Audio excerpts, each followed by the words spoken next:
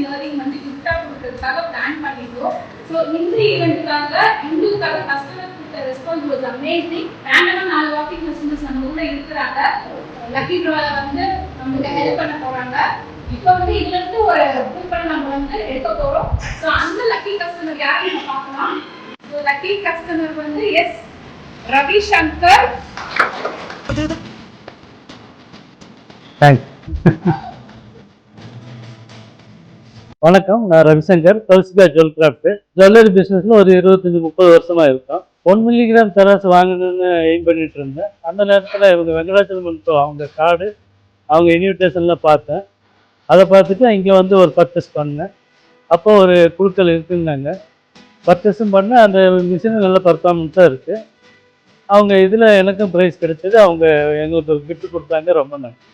எனக்கு ரொம்ப ப்ரௌட் மூமெண்ட்டாக இருக்குது.